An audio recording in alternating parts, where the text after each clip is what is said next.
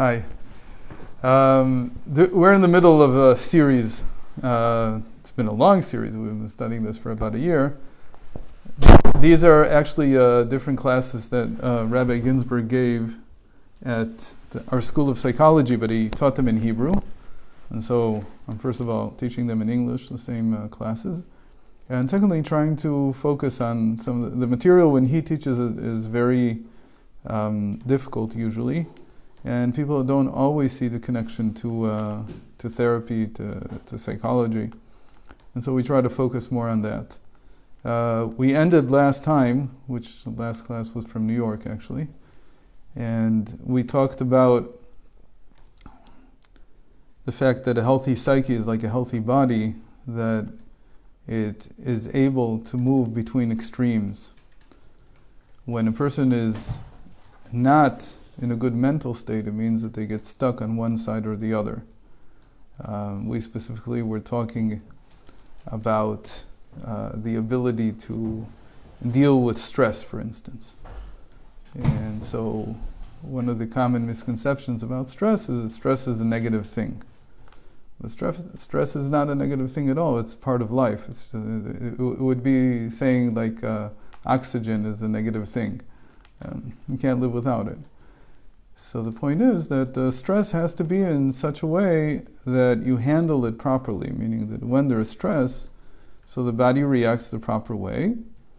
And when the stress is finished, the body relaxes. The same thing is true with the psyche. There are times when I have to be in a state. We talk about many different extremes in the psyche. One that we're very often mentioning is the two extremes called lowliness and nullification. We won't be able to get into that right now because it would take too long, but there are times when I have to be in a state of lowliness. I have to be in a state where I understand that it is not surprising that I fail. That requires lowliness. That requires, in Hebrew that's called shiflus, which means that there are no guarantees, in fact, quite the opposite, that I should be able to succeed in what I'm doing. And the reason is because I have what we call a bag of snakes behind me, meaning all kinds of negative things that I've done in my life, and they hinder me from being able to succeed at certain things, so it's not very surprising. And I also have an animal soul, which also hinders me in other things. So it's not. It shouldn't come as a surprise that I wasn't able to succeed in something, that requires lowliness. On the other hand, if a person gets stuck in lowliness, so then they'll wake up the next morning and say, well, there's nothing for me out there, because I'm just lowly, because I'm nothing, I'm not worth much, and so on. So they get stuck. But really, lowliness is something that needs to be used the right way in order to deal with the failure. And then, if the psyche is functioning properly, it's able to move to the other side, to the other extreme, which is called nullification. And nullification, as opposed to what it sounds like, actually means that I have a duty to act in the world. And in fact, if I won't do things, they will not get done, because this is my shlichus, this is my role, this is my mission in life. And so I have the psyche that is healthy is constantly moving between these two extremes. And sign of health is that you can move easily, that there's a lot of flexibility. You don't get stuck on one side or the other. And you know that the Rabbi didn't like the word stuck. The famous story about the shluchos who went to Detroit, and they ended up having to they couldn't get back to New York because there was a snowstorm. Detroit has stuff like that. I know in Los Angeles, I've never seen that. And so they called up from the airport. I don't know if they were calling to update or to ask what to do, I'm not sure. But they called up the secretariat in New York, and they said to whichever of the secretaries answered, we're stuck in Detroit. So he went to the Rebbe and he said, I don't know how you say it in Yiddish, but he came back and he said, the Rebbe asks, what is stuck? What does that even mean? There's no such word. You can't be stuck. A Jew is never stuck. If you're stuck, that means that you're not flexible anymore. And that is what caused both bodily ailment and mental ailment. So we talked about this, and we said there's a very interesting concept in this, that it's like, and I think you gave us the word, right? The pivot point. Who gave us? Oh, Miriam, you weren't there. Yeah. So you have to think of a pendulum that's swinging from side to side. That's how you need to think of your psyche. Again, this is completely something that I haven't encountered this very much in regular psychology. But this notion that health really means the ability to swing from side to side like a pendulum. But a pendulum needs a pivot point. If you don't have a pivot on which to swing, then there's no motion that's possible. But the thing about the pivot point is that it's invisible. What you see in the psyche is the movement from side to side, but you don't see what's holding it together. That pivot point, that invisible point, that is the point of our connection to God. So if that point is lacking in some way, then that's what actually stops the swinging from happening. And the moment that the swinging stops, then that's when you get into ailment. And the same thing is true by the body, and the same thing is true by the mental. So that's pretty much something of a recap of what we did last week. What we ended with, the next topic that Rabbi Ginsburgh talked about in this class, was regarding the relationship between, let's call it between man and God. And there's a very important foundation that has to exist in every person, and it's that I am not whole by myself. If somebody feels that they are whole by themselves, then that is a sign of what we call the klipa. The klipa is a feeling that I don't need anyone. I can manage by myself. There's a famous verse in the Torah, V'atufim lelavan, that when Jacob was trying to build his flock, and so one of the differentiations he made, one of the distinctions he made was he wanted to see which of the sheep, which of the goats felt that they needed to have a partner, that they needed someone to be with. And those that weren't looking for a partner, whether they were male or female, then those he left for Lavan. He left them for his father-in-law. Because what Jacob was really doing was, in an inner sense, he was choosing the souls of the Jewish people by doing this. That's how we understand the whole process that he was doing there. That it wasn't just building his flock in the physical sense, he was also building his flock in the sense of those souls that would eventually come down into his offspring.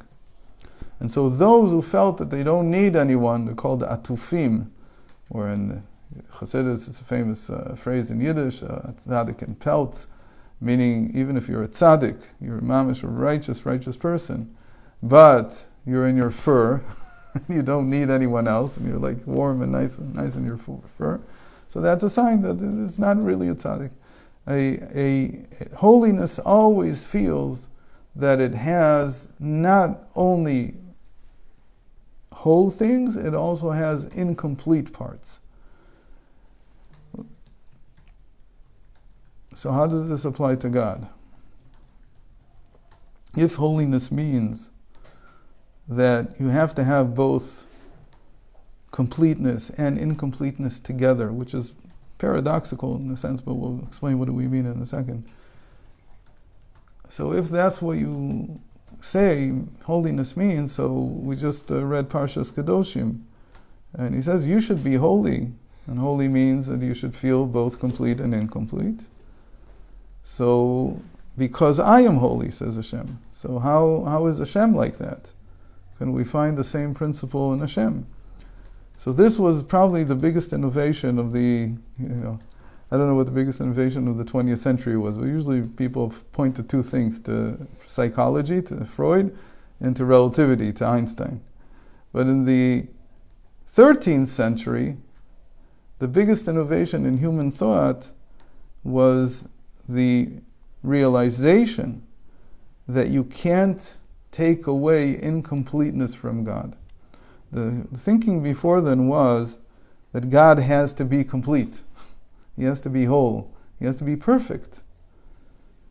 And it wasn't tolerable to think that somehow God also contains the incomplete. But it created a paradox, because if God doesn't contain the incomplete, that which is imperfect, that which is not complete, that which is lacking, then you're saying that there's something outside of God, because we certainly know that there are things like that in the world. There are things that are imperfect and incomplete and so on. And so the biggest innovation of the 13th century in human thought was the realization. And the first one to realize this was a Kabbalist by the name of Rabbeinu Azriel. And he coined this phrase that if you take away from God imperfection, you have made him imperfect. You have made him incomplete, because he has to contain both. So it's a paradox. How first of all, God is beyond paradox. That already created a split. But why am I saying all this about God? Because you have to understand that the soul is the same way. That it's even difficult for people to think about that. Because when I'm in a state of nullification and I say I am capable of doing things, not only am I capable of doing things, I was sent to do these things. So then I'm in a state of completion. I'm the only one who can do this. If I don't do it, it won't get done. On the other hand, when I fail, I'm in a state of acknowledging my imperfection. I have to be able to also acknowledge my imperfection. So which am I? Am I incomplete, or am I imperfect? Am I perfect? Am I whole? Which is it? Which of the two am I? Why do we focus on God's perfection so much? Like, isn't it in the 13 principles of faith? Because there should be a principle of faith to believe in God's imperfection. But there isn't. Why not? Because in the Greek scholastic tradition, which the Rambam builds his principles of faith on, there is no such thing. God is perfect. Right? He has to be. Rambam wasn't intuiting Jewish thought, he was intuiting Greek thought? Not yet. Not this part. Not Pneumius Torah. Okay. There's no yet understanding there. First of all, this was after the Rambam, this innovation. So in a certain sense, this was taken as sort of a development after Maimonides. It wasn't something that he contended with. So where is it alluded to in the original text? Okay, so the original allusion to this is that God created the world. Why does he need to create a world? If he has everything he needs, so why does he need to create a world? You could say he doesn't need the world. But if you say he doesn't need the world, then there's no relationship. So the moment you assume that there is a real relationship, again, understand, if God is perfect and he doesn't need us at all, so what's the point of life? We should all get rid of life and forget it. What's the point? The whole point is that there's a relationship. So why do you have a relationship with me? I'm imperfect. I'm the imperfect part. Moreover, I say, and this the Rambam does agree, that there's nothing but God. So how does God contain the imperfect? So he deals with that question. It's not that he doesn't deal with it, but he doesn't give the answer that God is both perfect and imperfect, because Maimonides cannot stand paradox. He says that God is not beyond paradox. Paradox is whatever we see as a paradox, he sees as a paradox. Again, we're not in a philosophy class, we're in a psychology class. But this is important because the inner core of human existence is paradox. You can't begin to understand the psyche until you appreciate paradox the right way, because all the psyche is in its core is a series of paradoxes. There's many of them, but this is one of them, that I both have a sense of being complete and I have a sense of being incomplete. So people will say, for instance, I don't know how they say it now in marriage counseling. They say codependency or something like that. There's like that's used in the substance abuse community. So there are other terms for it. So when it comes to marriage counseling, one of the at least the Western world thinks it's not okay for you to need your spouse really to be dependent on them. But the truth is, you have to be both. I'm both, on the one hand, completely independent, and I'm completely dependent. It's paradoxical. It's a paradox. You can't solve this paradox. It's not meant to be solved. What is a paradox? A paradox is exactly what we said before. It's that point above, it's the pivot point upon which life moves.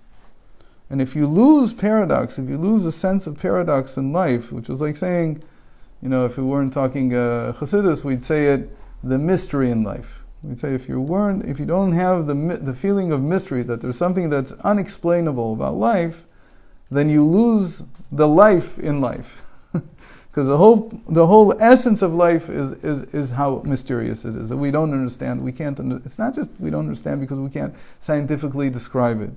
It's because it's beyond description, because it contains paradoxes. And that paradox is what keeps us alive. Those paradoxes are what make us into what we are. So you have to appreciate these paradoxes. So in that sense, where did this all come from? That God himself, in order to create the world, has to have this paradox in him. There's also God who is completely beyond the world. That's also true. That's something entirely different. And usually when we say that Maimonides talks about something that's completely perfect, we say he's talking about God that's entirely beyond the world. It doesn't need the world, really. But the God that created the world, the way that God assumed himself, the way he presented himself, the way he enclothed himself, we say, in the world, he enclothed himself, and he was able to enclothe himself in the world by first creating this paradox. And the paradox is that on the one hand, he is complete, and on the other hand, he's incomplete. He's perfect and he's imperfect. Except that the way that human beings understand this, every paradox, is like we said, it's like a pivot. You swing from side to side. You can't understand them both at the same time. You can't be both entirely dependent on your spouse and entirely independent at the same time. That doesn't work. It's just that when you're alive, there's a natural motion from side to side. And that's what keeps the marriage going. Because sometimes we need to be together, and sometimes we need to be apart. We're complete by ourselves. If I need my wife to go to work, so we're going to have a problem, right? She can't go to work with me. On the other hand, if when we want to be together, I don't feel that I need her, and she doesn't feel that I need her, and she doesn't feel that she needs me, then we can't be together. Then there's no connection. So you're saying we see it as swinging, but God holds them as one. Right. That's also part of it. Mm-hmm. So from our point of view, the swinging means, so the swinging is sort of like the whole gamut of life. Mm-hmm. From the day I'm born to the day I stop existing. It's like I'm swinging from side to side. What does it mean? That I came out of the perfection in order to be imperfection, and then I go back into the perfection. And I keep swinging back and forth, back and forth. This happens every day, and it also happens in the whole cycle of life. So instead of saying a cycle of life, you can say the pendulum of life. I don't know which one is better, but...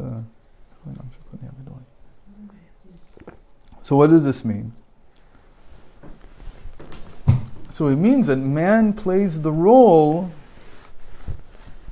of the imperfect. That's what we are. We're the side of the paradox that's imperfect.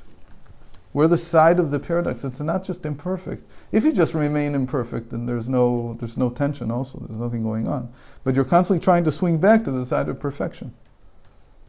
You're trying all the time to advance. So you feel inside of you that there's both sides. I wake up in the morning, what do I feel? I feel imperfect. But because I'm imperfect, okay, let's go out there and try to make myself better again. Make myself whole again. The soul that is perfect. What? We also have the soul that's whole. So right. There's also this relationship between the soul and the body also. But in the soul itself, there's these both existential feelings. It's existing on every plane. Right. At every plane that you look, you'll see the same thing.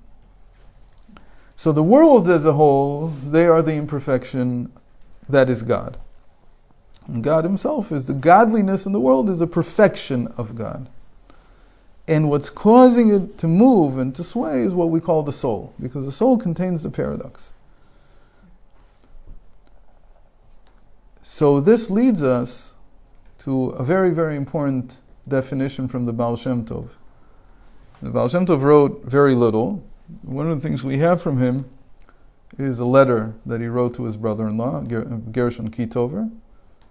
And in it, he ends by telling him that there are 3 dimensions to reality. These 3 dimensions are worlds, souls, and divinity. Okay? World, souls, and divinity. And everything that you look at in the world, you can analyze using these 3 dimensions, in the same way that you can analyze everything in the world using the usual 3 dimensions that we know. What are the usual 3 dimensions? Time, space, and soul. So time, space, and soul doesn't go all the way up to godliness. It's interesting. You can just do time, space, and soul. That's what Kabbalah usually teaches. That's Sefer Yetzirah. But the Baal Shem Tov goes up a higher level, and he says it's worlds, which contains both time and space, and souls, and then divinity.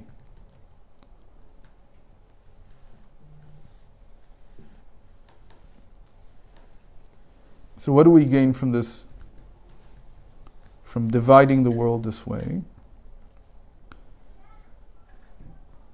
That God is the perfection, the worlds are the imperfect, and what sways and connects the two is the soul.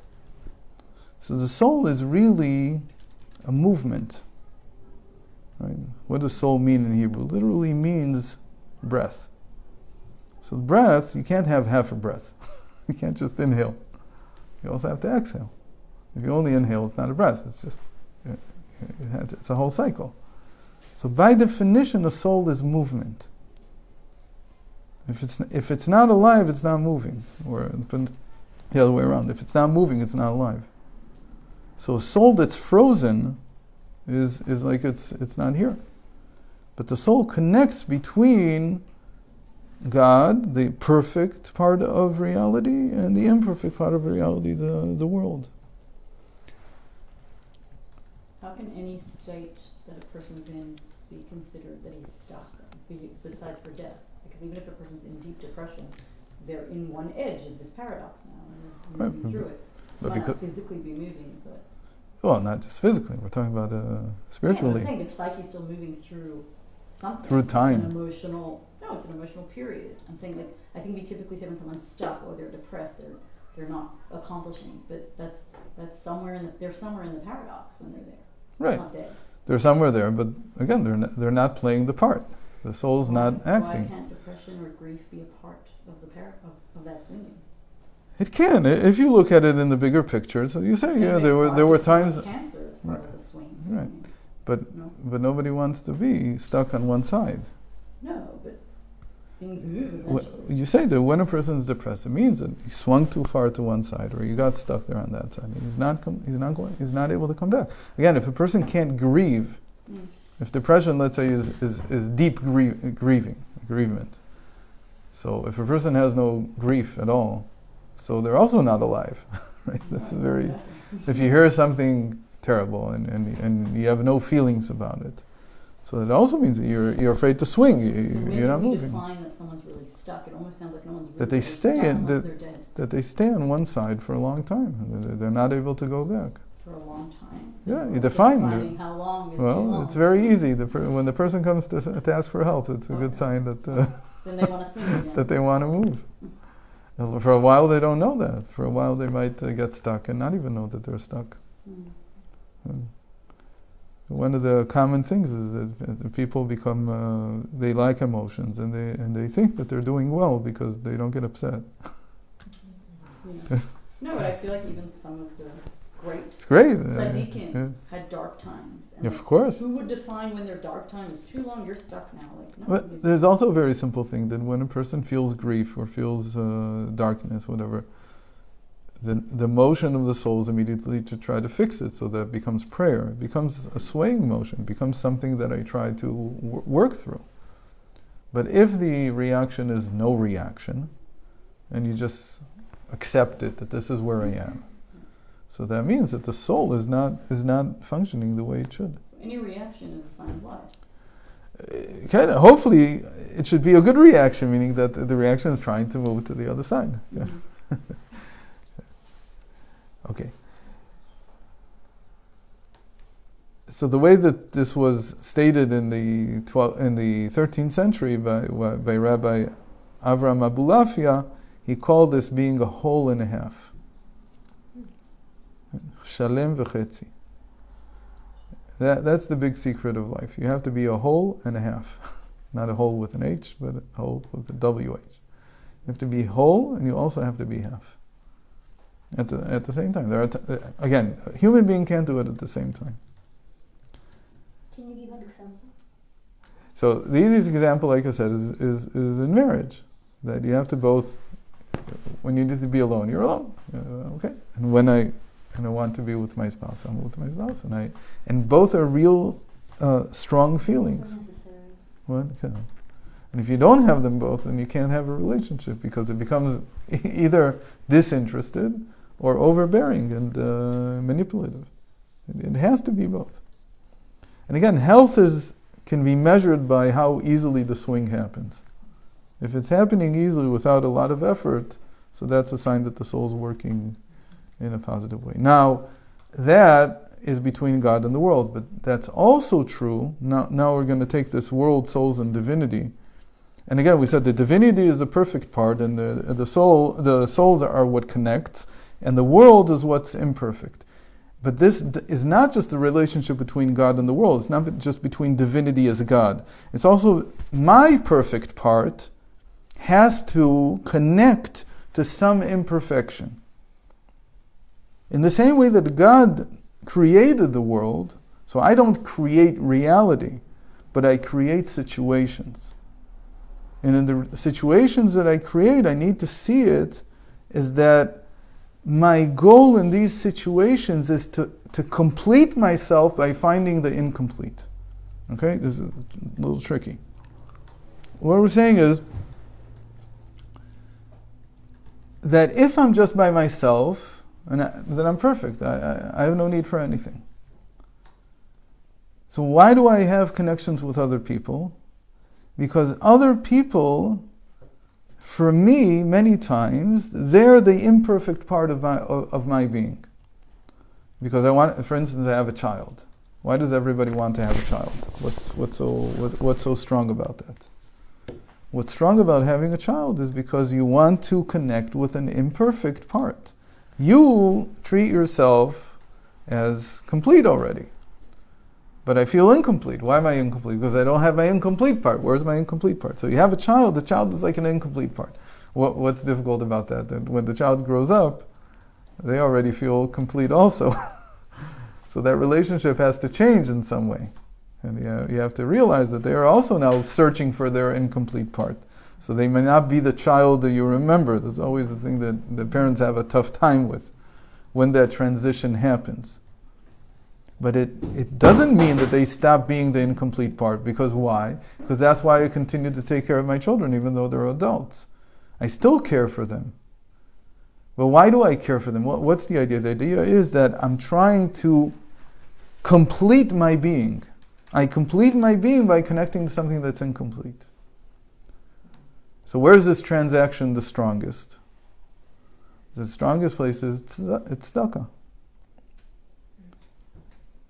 Now let's think a little bit about tzedakah, how tzedakah works. That I have something, and I want to give it to someone else.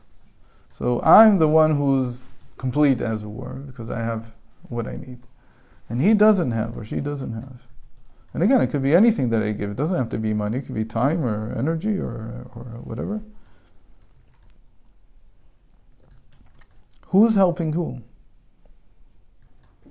So if I don't see that I myself need the incompleteness, I need to bond with an incompleteness in the world, then I think that I'm doing a favor to the person that I'm giving tzedakah to. But the Gemara says, the first Mishnah in Maseches Shabbos says, more than what the rich man does to the poor does to the rich. Why? Because to be perfect is easy. That's easy. That's like when you think about it, that's God's natural state, as it were. The chiddush is to be able to be incomplete. The novelty is, can I be in a state where I'm incomplete? Now, I don't have that incompletion, because my pocket is full, or my time is ready. So I connect with someone who doesn't. By connecting someone who doesn't, I now found my incomplete part. Again, tzedakah can be, after the age of 6, it's considered to be tzedakah, that you give your children food. So I'm giving them food. It's very nice of me. I didn't have to. Yeah, after age of 6. They meant to find their own food at 6? Of course they can, so therefore it's not on me anymore. Yeah. Because they can? Because they can. At age 6 they can already do something. They can go... forage for mushrooms? No, hopefully they'll do something a little bit more useful. I don't know how many mushrooms they have in America, in Los Angeles. So the halacha is that after age 6, it's already a chesed that I'm doing for them. But the question is, why am I doing this chesed? So I understand that I'm doing this chesed because they're giving me something that I can't gain from myself. I don't have this. But if I don't have it, I can't complete my paradox. And if I can't complete my paradox, I'm not alive. I won't be able to swing back and forth. Now there's a whole issue here. Then now we understand why God creates the world and why He cares for it all the time. Because this is His incomplete part. Hashem is constantly doing tzedakah with the world, with every one of us. So how should a person come in prayer? When I come to pray, what should I say to Hashem? We say this. Almost all of davening is like this. That we're incomplete. Okay, what do we come on Yom Kippur and Rosh Hashanah? We come and we say, we're nothing. So why would God be interested? Because that's exactly what He's missing. That's what completes Him. So who's doing who a favor? So it turns out that it's exactly that. We're doing Him a favor. Why? Because we volunteered to be the incomplete part. Because if everything started from the perfection of God, so when I came down, I volunteered to be an imperfect example of godliness. And it's a tremendous chap to do that. It's really hard. So really, the soul at its core also has the perfection part. And we feel that, we understand that. But when we turn to Hashem, we're really saying, look at our incompletion and come and complete it. Because that's what He wants. So when you see somebody who's going around asking for tzedakah, so he's doing you a favor. You wouldn't have that. Then you stop the motion in your own soul. Then your soul stops moving itself. Because again, the whole point that the soul is moving is because it's got this paradox inside. It's moving it back and forth. So you could say, it's sort of like, I don't know, if, in Star Trek they have a warp drive or something. You have to start it somehow. So you have to ignite the soul in some way. And the soul is ignited when it encounters the paradox, when it feels the paradox. But if it can't feel the paradox, then there's no ignition. And so that's how the soul gets stuck.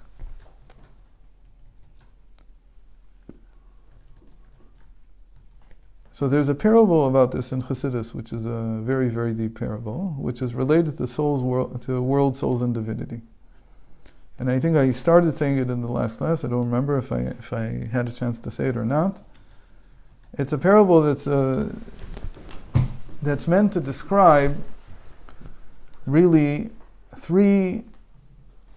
world, souls, and divinity, but it's also meant to describe 3 stages of development of Jewish thought. So I won't get into what they correspond to, I'll just tell the parable. The story is that there was a kingdom that had a king, and they very, very much wanted to see the king. So they couldn't go to see him, so they sent a group of skilled writers. And these writers, they went to the king's palace, and they lived there for a few months, and they documented everything they saw. And when they came back, they read their accounts to everyone. And everyone was very happy for a while, because now they understood how the king was, and how he ran the country, and how things operated, and so on.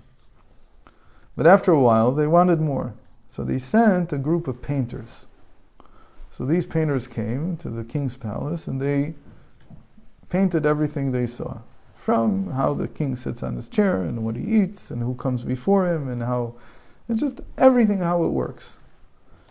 And after a few months they came back and they had a big exhibition and everybody saw and everybody was very happy. So it connected also with what they had heard before from the writers. But after a while even that wasn't enough. And so they decided to send the group of their most honorable people. What was their mission? Their mission was to bring the king to them. And they went and they brought the king to this to the city or the kingdom, wherever it was. And now they saw the king himself. So there's a question about this parable. I'll say in short what it relates to. This, the Kabbalah of the Ramak, the early Kabbalah before the Arizal, is the writings, and then the pictures is the Kabbalah of the Arizal, and bringing the king himself, that's Chassidus. That's Kabbalah of the Baal Shem Tov. But there's a question that arises by the Baal Shem Tov stage. Why does the king agree to come? The fact that he's willing to be described in words, that we can understand. He wants people to know who he is. That he's willing to be painted, we also understand, because there's a feeling of perfection. So if it's really perfect, it should be known everywhere how the king is and how the kingdom works. But why does he agree to come? It's always a question that remains in this parable. So he agrees because the honorable men, what do they come and say? So that's how it's usually described. These are people who have a lot of honor. But really, they have to beg for it. And what do they say?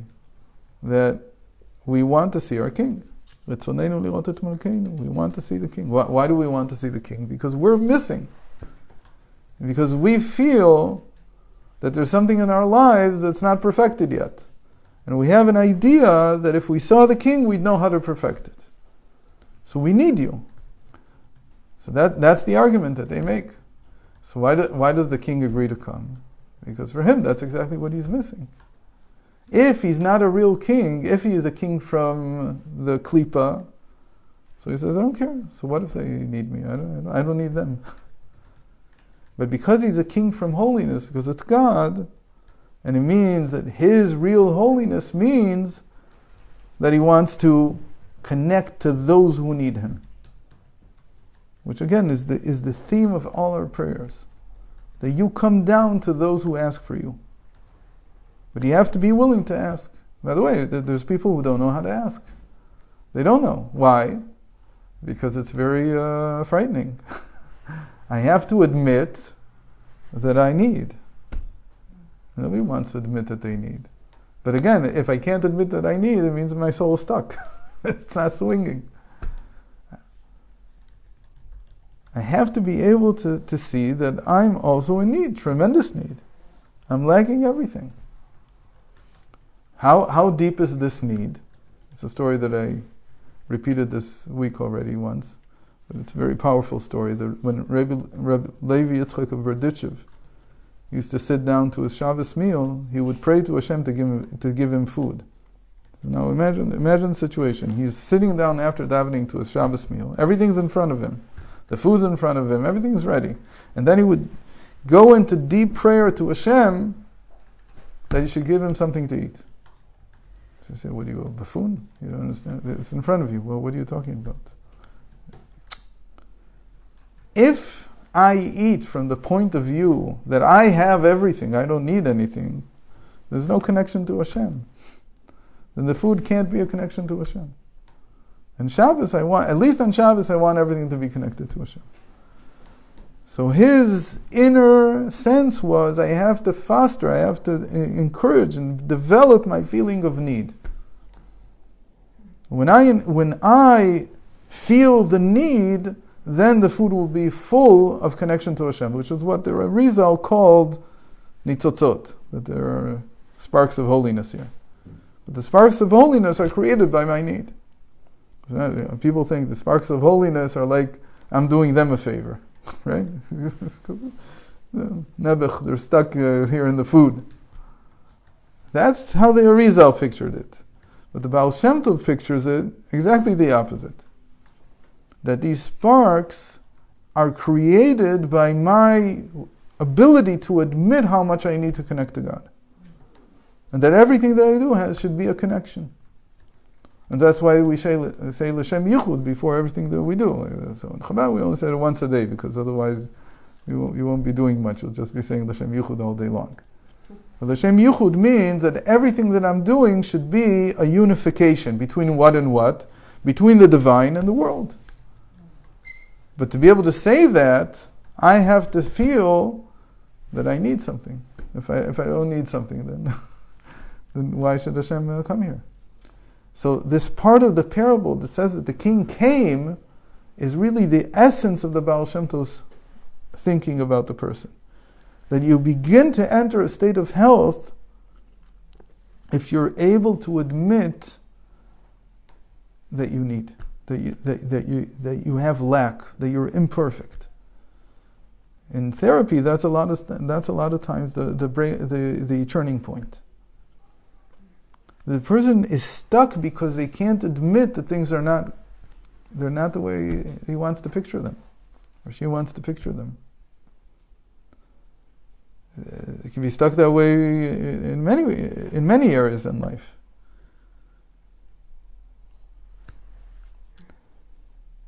The Maggid said this in something of a little bit of a different way. And it's important to know how he said it, because it's another facet which every person can develop in their psyche. He said that when God created the world, He took nothingness and made it into something. Or took non-being and made it into being, which is a more, I'd say, modern translation of what he said. And a tzaddik, like a Jew, is supposed to do the opposite. Take being and turn it into non-being. What's the idea behind this? That if I feel that I'm something, then it doesn't leave any room for God to enter. So my role is to show that everything is lacking. Rav Nachman said it in a very interesting way. He said, if I see somewhere where there's imperfection, I know that it wasn't davened on enough. What does it mean to daven on something? It's like a paradox. It's that in order for me to be able to complete something, I can't complete it. Hashem has to come down to complete it. But the way that that's done is by me davening on it that it's imperfect. So if I see someone who's suffering and I don't daven for them, so what am I saying? I'm saying he's okay. He's perfect. But it's not true. He's not perfect. So if I see somebody who's not married and I don't daven for them, so what am I saying? It's okay for them to be not married. What do I have to do? Instead, I have to, but even for that, I have to understand that by myself, for myself, I need to daven also. Just because I'm married doesn't mean I'm really married. And just like Rabbi Yitzchak, just because the food's in front of me doesn't mean that I'm going to eat it. But we're not really at that level, so would see God should not fill the things we need, because then we'll remain in need and connected to Him in the way that He likes.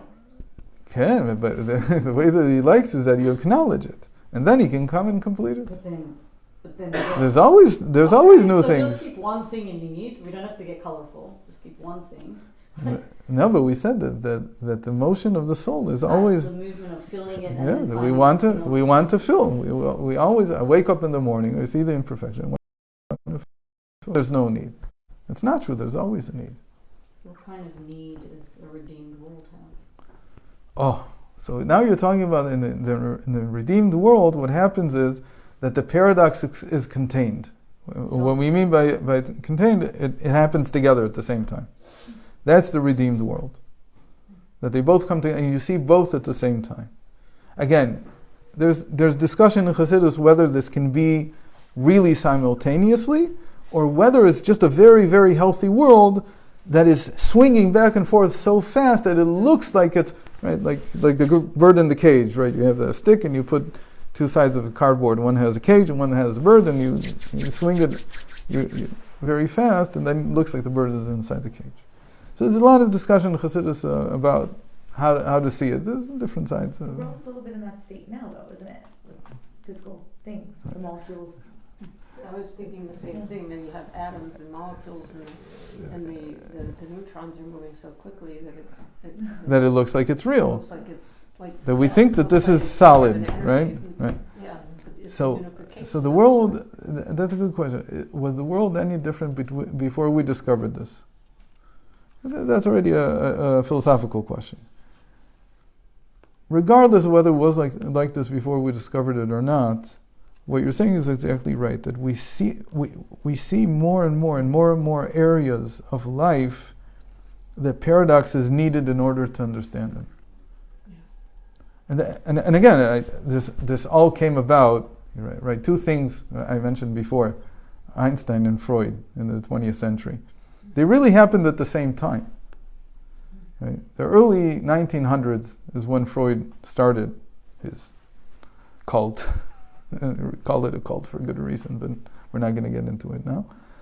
And Einstein is also in the early part of the 1900s. Which caused which? In the secular world, it's hard to know. You don't know. But the Baal Shem Tov was 200 years before both of them. So, and this Rabbeinu Azriel, who brought this in, and then Rabbi Abulafia, who brought this in, they were already 600 years before them. So this is always moved forward by Torah, really. But who knew in 1900 that there was a book somewhere in Provence, which nobody had even seen, or maybe a few people had seen, in which it says that the only way to understand the world is through paradox. Nobody knew.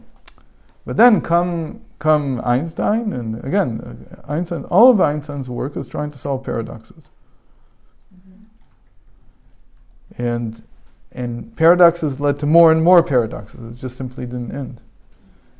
And whether Freud understood this or not, that is turned off.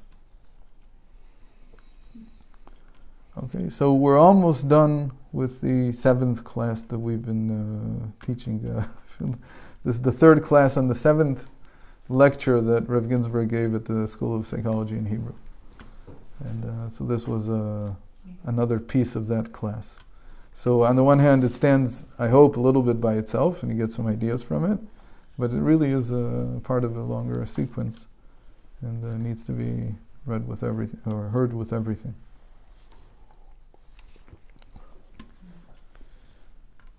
Okay. Thank you.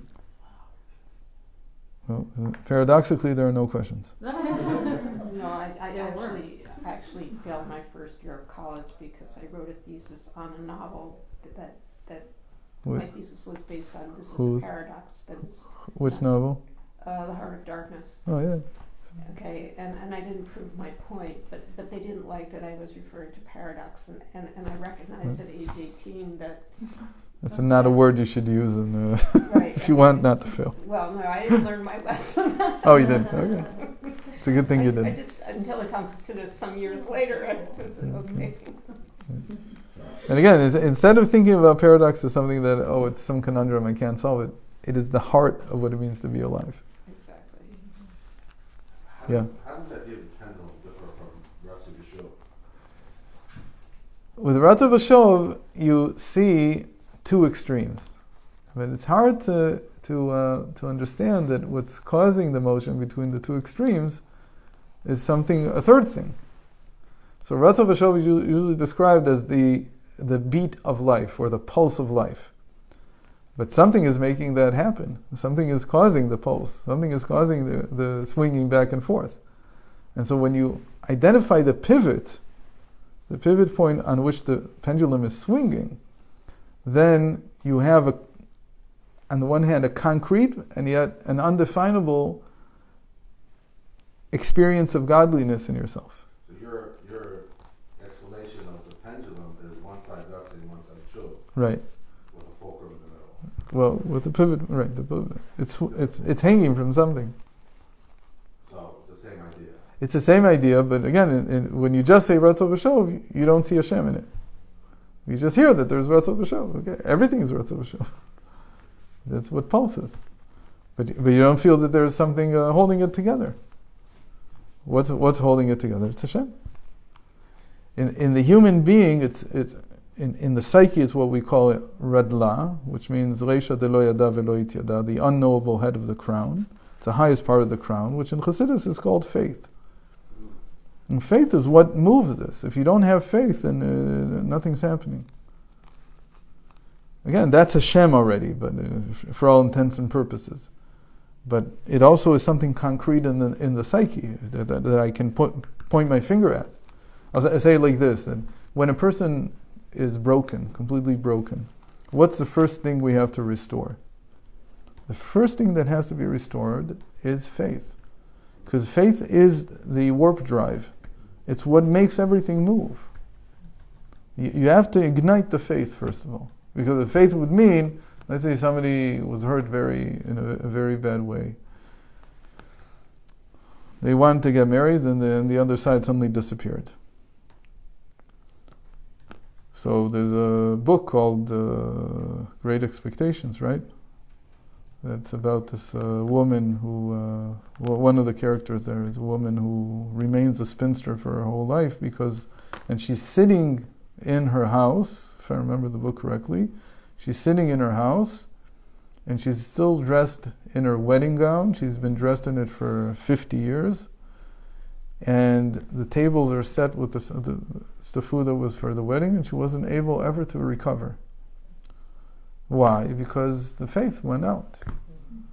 And the faith has to be restored. Faith is faith in humanity, faith in marriage, faith in myself, faith in Hashem that He wants me to get married. So even if this it didn't work out now, for whatever reason, it's very painful. You have to grieve. If you don't grieve, you're not normal.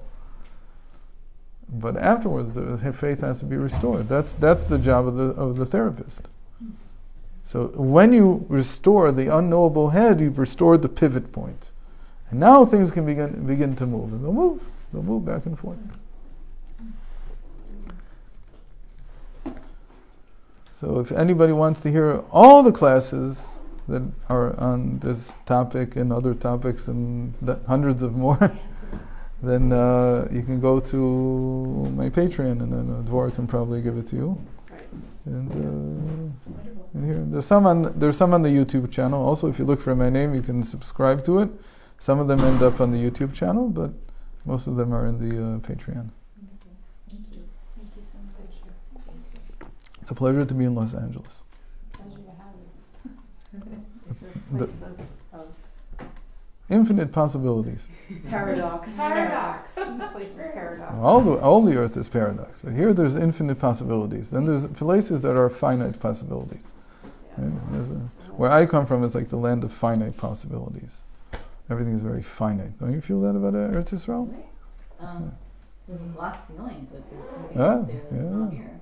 Settle. But as far as possibilities... Infinite, yeah, I know what you mean. It's not the land of opportunity. No. I'll say it another way. There's no dreams there. Nobody dreams anything. But you can sit in a park and feel like you're connected to Yeah, but that you can't do here. Yeah. You just can't get the guilt, Thank you for coming to our home and honoring us with picnic.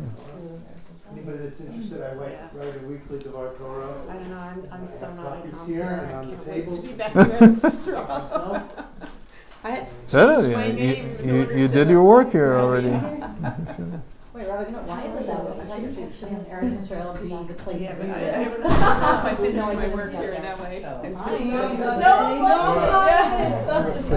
30-second question. First of all, the book, The Meditation and the Nations. Yeah. Do you want that? No, you're seeing a lot of sales on Amazon because every B'nai Noach that contacts me at Jews for Judaism, I'm telling them to read it. So I know a lot of copies. There's more and more being sold. One of the people that became B'nai Noach because of it, rather than be staying Christian or going to Yiddishkeit, they were at a Chabad house, Rabbi's house. And a certain English publication was sent around after Pesach Mishichist style, and the article was titled "Half Man, Half God," which I thought was a very troublesome title. But in it, my mother, because it's to a child, says, "Well, Anish Elokim, but Goyim can't have it because they don't have a neshama." But I found the letter from the Rebbe where someone actually asked this question. The Rebbe said, "Yes, they do have a neshama." Of course they have a neshama. So how could a publication like that allow them to print such a statement? That's so. Even I went to one of the rabbis here, and I said, he says, "Well, the Rebbe said, and Shalkis, only a Jew has that." I said, Right. So I said to him, but Philip Hart said that we're being